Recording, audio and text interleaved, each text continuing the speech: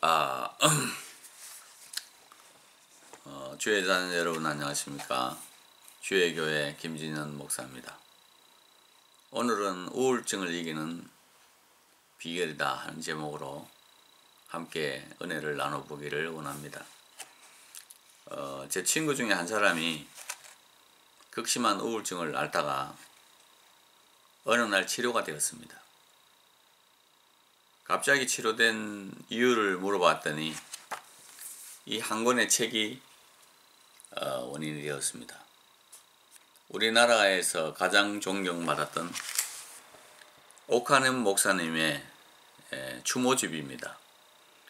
예수님의 신실한 제자가 되겠습니다 하는 이 옥 목사님의 글이 그 친구를 치료했다는 것입니다. 그래서 왜 치료가 됐냐 물어보니까 이 책에는 옥 목사님께서 우울증을 앓았다고 기록이 되고 있었기 때문입니다. 우울증을 앓는 사람들이 흔히 귀신 들린 사람이라든지 믿음이 없는 사람이라든지 정신적으로 이상한 사람들이 아니라 한국에서 가장 위대한 영계의 거성, 또 하나님의 사람, 이 시대를 변화시킨 한 명의 주의 종을 꼽으라면 이분 아니겠습니까? 근데 이분이 자기 부교육자에게 자기가 우울증을 앓고 있다는 것을 이야기한 것을 알고는 이 우울증이 누구나 걸릴 수 있고 누구나 닥칠 수 있다는 것을 알고 우울증에서 벗어났다는 이야기를 들었습니다. 이와 같이 우울증은 누구나 걸릴 수 있고 또 아무나 걸릴 수도 있고 한번 지나갔다 갈 수도 있고 영구적으로 우리의 삶에 있을 수도 있습니다. 그래 이 우울증이라는 것은 바로 이 영어로는 디프레션 그러지 않습니까? 그 디프레션 자체가 바람이 빠졌다는 말이거든요. 프레저가 디프레스 됐다. 바람이 빠졌다 하는 그런 이야기입니다. 자동차가 아무리 샤시 그 부분이 좋아도 타이어에 바람이 다 빠져버리면 움직일 수가 없습니다. 그 타이어의 공기압이 일정해야 자동차가 잘 움직이기 때문에 우리가 엔진 오일을 갈러 가도 타이어의 공기압 같은 걸 자주 점검하고 그런 일을 하게 됩니다. 그래서 이제 이 우울증이라는 거를 바람이 빠진 상태니까 거꾸로 그러면은 어떻게 하면은 치료될 수 있느냐라는 것도 그 용어 속에 이미 답이 들어가 있다라고 생각이 됩니다. 바람이 빠지면은 약하면은 그죠?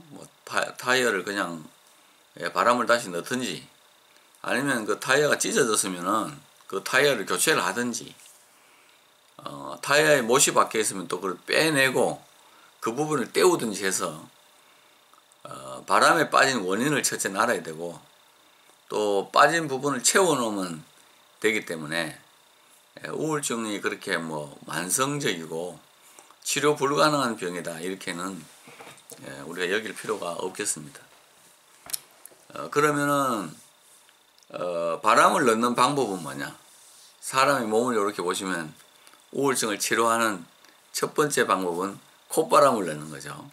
자꾸 문을 닫고 어두운 곳에 들어가고 커튼을 치고 방 속에서만 거주하다 보면은 이 자동차가 한 곳에 오랫동안 서 있은 자동차가 방치가 되고 유리창이 깨지고 아이들이 막 담배 피우고 하듯이 한 곳에 오래 머물러 있으면 결국 인간의 영혼도 그렇게 방치가 됩니다. 그래서 좀 기분이 울적하고 그럴 때는 가장 좋은 방법은 콧바람을 쐬는 것입니다. 이 바람 부는 곳에 자주 가서 집 근처에 있는 야산이라든지 아니면은 강바람 불어오는 한강 둔치라든지 아니면 약간 자동차를 타고 드라이빙을 해서 코에다 바람을 새로 넣어주면 그것도 아주 경증의 우울증을 치료하는 데는 좋은 방식이 될 수가 있습니다.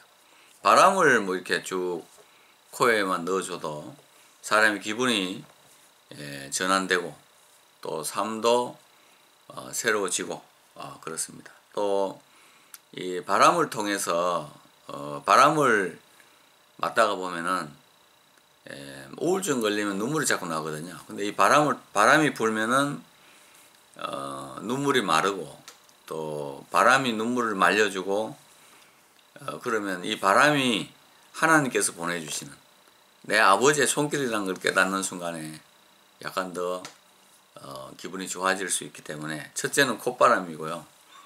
두 번째는 귓바람이죠. 귀에 무슨 바람을 넣는가 싶어도 지지해줄 친구가 필요합니다.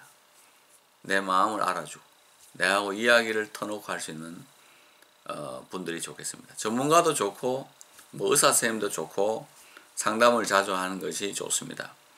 오히려 절망적인 이야기를 하고 뭐 안 그래도 중년에 망해서 괴로운데 뭐 중년에 망한 사람은 다시 일어날 수 없다든지 이혼을 해가지고 마음이 억수로 아픈데 찾아와가지고 이혼했더니 뭐 또 재혼해도 또 이혼했다든지 이런 아주 그 약한 부분을 뚫고 괴롭히는 그 족쇄들하고는 놀지 마시고 나에게 지지하고 내 친구도 이런 병을 앓았지만 나았다.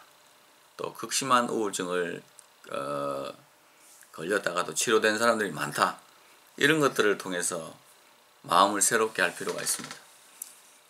제가 목회하면서 본 가장 심한 우울증을 앓은 분은 산후 우울증을 앓은 분이었어요.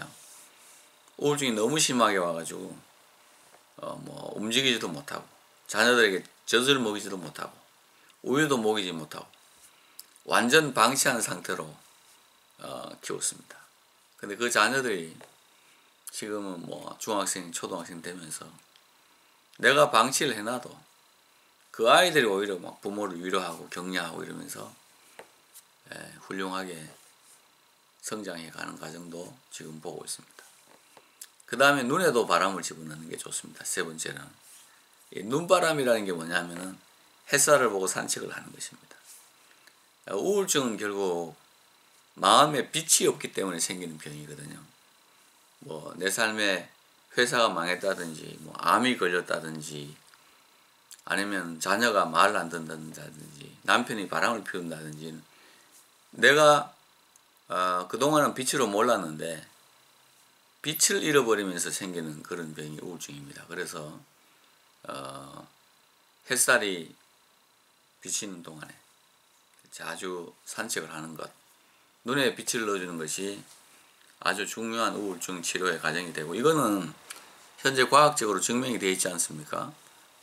한국우울증학회 회장을 맡고 있는 고려대학교 정신과의 그 조숙행 교수가 우울증 환자들에게 햇살을 보고 하루에 30분 이상 조용히 산책을 하도록 권면했는데 그 말을 들은 상당히 많은 사람들이 우울증이 벗어나서 치료가 됐다 하는 것 그 자체가 우울증에서 우리가 벗어날 수 있는 가능성이 눈에 빛을 봄으로써 얼마든지 있다 하는 그런 이야기입니다.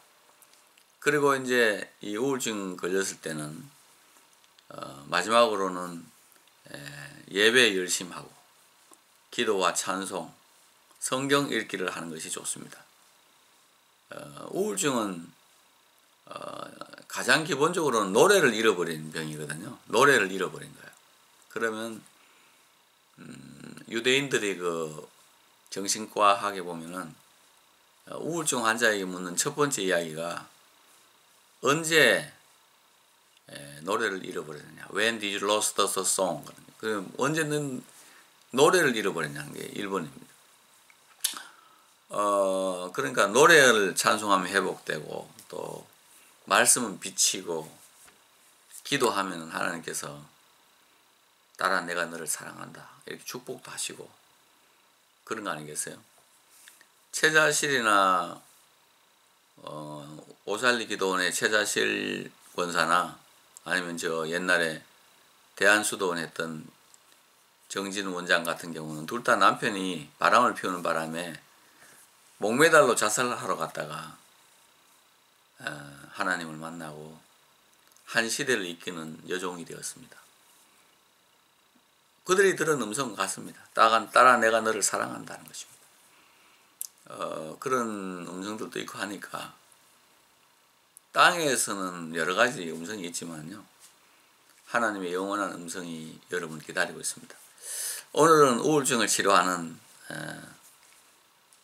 것에 대해서 좀 말씀을 드렸습니다. 목사로서 우리 성도들이 우울증 앓고 있을 때 많은 아픔들을 보기 때문에 거기에 대해서 좀 말씀을 드렸고 치료하는 방법은 아주 간단하다는 거. 눈, 코, 귀, 입으로 빛을 넣어주고 또 말씀으로 빛을 먹고 살면은 다 반드시 회복될 수 있다는 겁니다.